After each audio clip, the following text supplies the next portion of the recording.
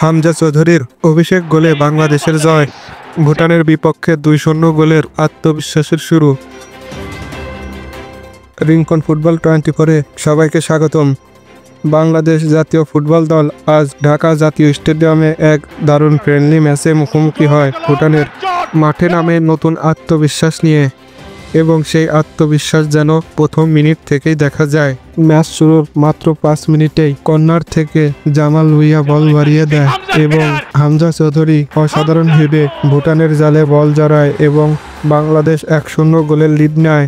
এটি ছিল হামজা চৌধুরীর জন্য বাংলাদেশের জার্সিতে অভিষেক গোল এবং বাংলাদেশ স্টেডিয়ামে অভিষেক ম্যাচ। আর এই ম্যাচকে রাঙিয়ে দিল এই গোলের মাধ্যম দিয়ে।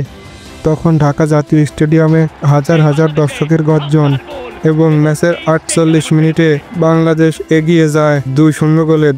দুর্দান্ত এক ফিনিশিংয়ে সোহেল রানা মিডফিল্ড থেকে কন্ট্রোল করে ডি বক্সের বাইরে থেকে তার নেওয়া শট ভুটানের গোলরক্ষকের হাত ফসকে জালে জড়িয়ে পড়ে। আজকের ম্যাচে বাংলাদেশ দলে 2 তারকা হামজা চৌধুরী এবং ফাহামিদুল ছিলেন নজরকাড়া। হামজা চৌধুরী আক্রমণাত্মক খেলা এবং বল কন্ট্রোল দর্শকের প্রশংসা কুড়িয়েছেন। অন্যদিকে ফাহামিদুল ডিবলিং ফিনিশিং, সঠিক পাস ম্যাচে ছিল দুর্দান্ত। ফাহামিদুল ভুটানের লক্ষণবাগকে পুরো নাস্তানাবুদ করে ছেড়েছে। ম্যাচের 88 মিনিটে একটি দুঃখজনক মুহূর্ত ঘটে। সাদউদ্দিন ইনজুরিতে পড়ে এবং স্ট্রেচারে করে মাঠ ছাড়েন। তবে সূত্র অনুযায়ী তার ইনজুরি গুরুতর নয়। বাংলাদেশ ম্যাচটি জিতল 2-0 ব্যবধানে এবং এই জয় আগামী এশিয়া কাপ বাছাই পর্বে সিঙ্গাপুরের বিপক্ষের ম্যাচের আগে বড় আত্মবিশ্বাস ফিরে পেল এবং সিঙ্গাপুরের ম্যাচের আগে প্রস্তুতির জন্য দলে বড় এক অনুপ্রেরণা দেবে। রিংকন ফুটবল 24 থেকে আজকের মতন এটুকুই।